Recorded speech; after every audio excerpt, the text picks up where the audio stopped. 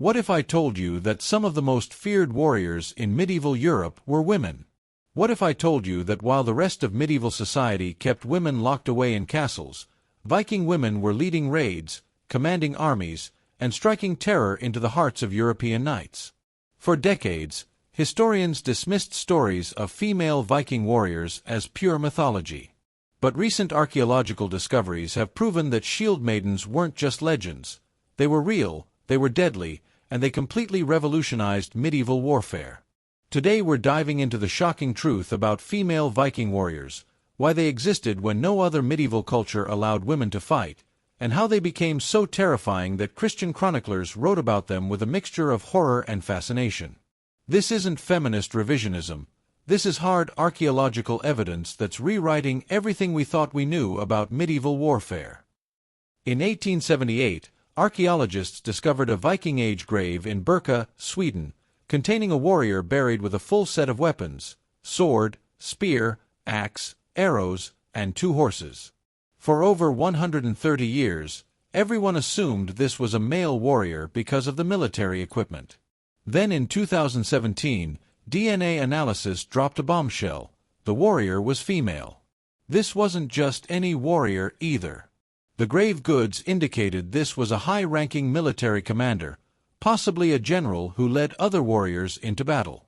The Birka warrior woman had been buried with tactical gaming pieces, suggesting she was involved in military planning and strategy. But she wasn't alone. Since 2017, archaeologists have identified dozens of other female Viking graves containing weapons, armor, and warrior burial goods. In Norway, they found a female grave with a sword so well made that it was clearly a prized possession, not a ceremonial item.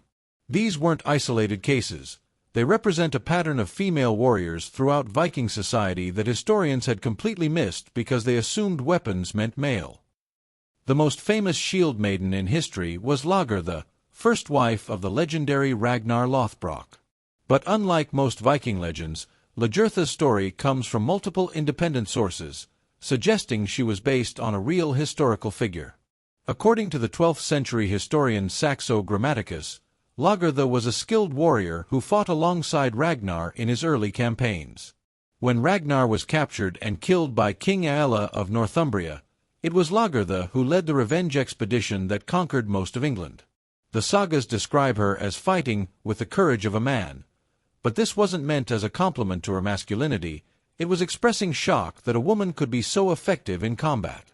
Other legendary shield maidens include Hervaer, who retrieved her father's cursed sword from his grave mound, and Freydis Eriksdotter, who fought Native Americans in Vinland while pregnant. These weren't just warrior women. They were military leaders who commanded respect from male warriors and struck fear into their enemies. So why did Viking society produce female warriors when the rest of medieval Europe kept women locked away?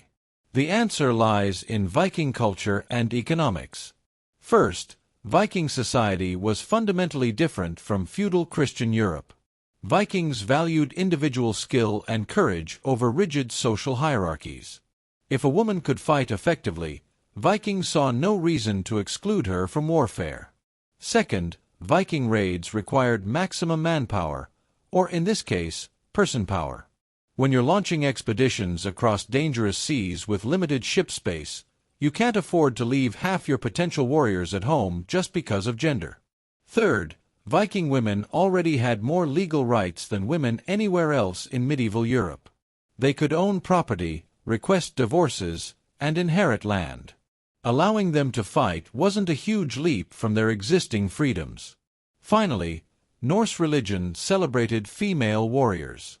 The Valkyries were divine female warriors who chose which heroes lived and died in battle. If the gods employed female warriors, why shouldn't humans? This religious validation gave shield maidens a spiritual authority that female warriors in Christian societies could never achieve.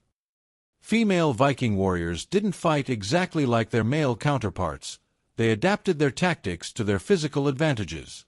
Archaeological evidence suggests shield maidens preferred lighter, faster weapons that relied on skill rather than brute strength. They favored spears for their reach advantage, bows for ranged combat, and smaller swords that allowed for quick, precise strikes. In shield wall formations, female warriors often served as the crucial link between individual combat units, using their smaller size to move quickly and coordinate attacks. Some sources suggest Shieldmaidens specialized in psychological warfare, using war cries and intimidating appearance to break enemy morale before combat even began. Their armor was practical rather than heavy chainmail when available, but more often leather and padded cloth that allowed maximum mobility. Most importantly, female Viking warriors fought in mixed-gender units alongside men, not in separate all-female formations. This integrated approach meant they had to prove themselves constantly, making them exceptionally skilled fighters who earned their place through demonstrated competence rather than social expectations. The psychological impact of female Viking warriors on their Christian enemies cannot be overstated. Medieval Christian society had strict beliefs about women's roles. They were supposed to be passive, submissive, and protected by men. The sight of women charging into battle with weapons drawn challenged everything Christian warriors believed about natural order and divine will. Chronicles from monasteries describe Viking raids led by women in tones of absolute horror, calling them unnatural and demonic. This wasn't just misogyny. This was genuine terror at facing an enemy who broke all their cultural rules. Some Christian chroniclers claimed that Viking women were actually devils in disguise, because they couldn't comprehend how real women could be so effective in combat. This psychological advantage was enormous. Christian soldiers who had trained their entire lives to protect women now faced women who were trying to kill them. The mental disruption this caused gave Vikings a significant tactical advantage before the fighting even began. Many Christian armies broke and ran when they realized they were facing female warriors, not because they were cowards, but because their entire worldview couldn't process what they were seeing. The age of Shieldmaidens ended with the Christianization of Scandinavia in the 11th and 12th centuries. As Viking societies converted to Christianity and adopted feudal systems, women lost their warrior status along with many of their other freedoms. Christian law forbade women from bearing arms or participating in warfare. The last recorded Shieldmaidens fought in the final Viking raids of the 11th century, after which female warriors disappear from Scandinavian history for centuries. But their legacy lived on in two ways. First, the terror they inspired became part of medieval European folklore. Stories of dangerous warrior women persisted long after the real Shieldmaidens were gone. Second, they proved that the medieval exclusion of women from warfare was cultural, not natural. When a society needed female warriors and was willing to train them, women proved just as capable of military leadership and combat effectiveness as men. The archaeological evidence from graves like Birka demonstrates that for several centuries, Northern Europe had the world's most gender-integrated military forces, something that wouldn't be seen again until the 20th century. So there's the truth about Shieldmaidens. They weren't mythological characters or feminist fantasies. They were real Viking women who earned their place on the battlefield through skill, courage, and effectiveness. They terrorized medieval Europe not through supernatural powers, but through superior tactics, integrated warfare, and the psychological advantage of fighting enemies who couldn't comprehend their existence. The archaeological evidence proves that for several centuries, some of the most feared warriors in Europe were women who fought alongside men as equals. What other historical misconceptions about women warriors would you like to see debunked? Let me know in the comments, and subscribe for more authentic history that challenges everything you thought you knew about the medieval world.